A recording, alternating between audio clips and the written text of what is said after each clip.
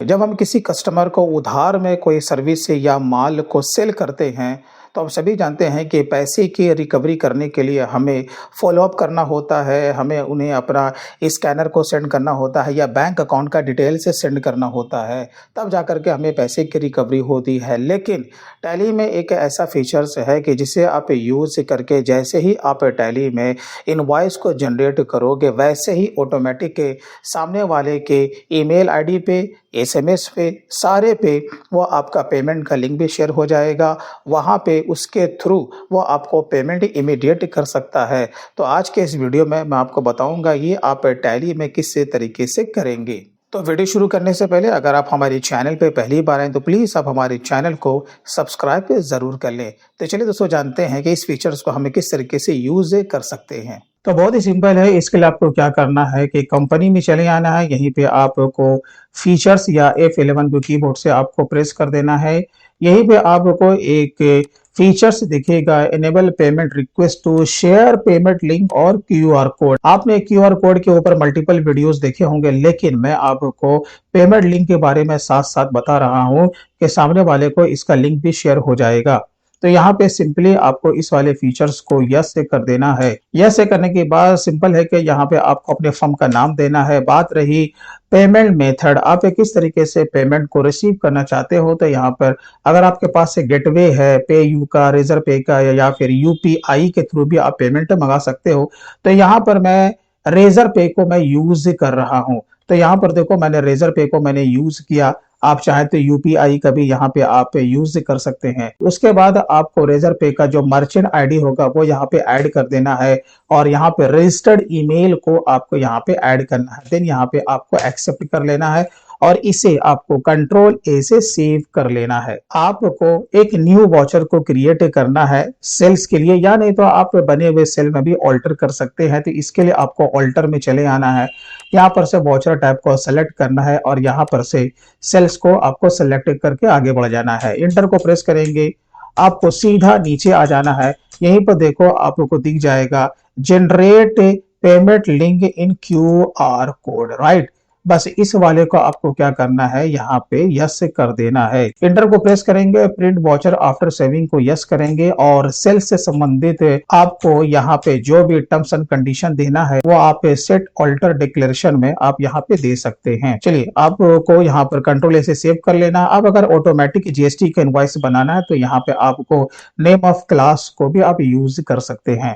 चलिए बस आपको इतना सा काम करना है और कंट्रोल ऐसे इसे सेव कर लेना है। अब हम लोग आते हैं सीधा वाउचर से एंट्री में और चले आते हैं सेल्स में। F8 को सिंपल वे में आपको क्लिक करना है।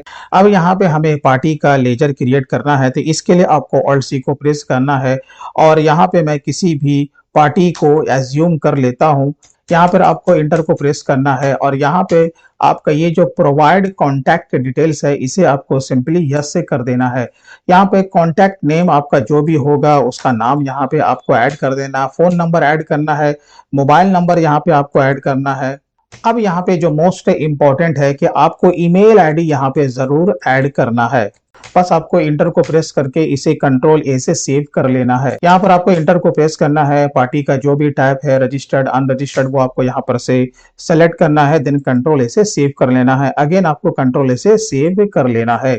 यहाँ पर आपको अपने सेल्स लेजर को सिलेक्ट करना है, जो भी आपका स्टॉक आइटम है, क्वांटिटी और रेट आपको यहाँ पे अप्लाई कर देना है और इस पे जो भी आपका एसजीएसटी और सीजीएसटी अप्लाई होगा वो आपको यहाँ पे ऐड कर देना है। देन यहाँ पे आपको इंटर को प्रेस करके आगे बढ़ जाना है।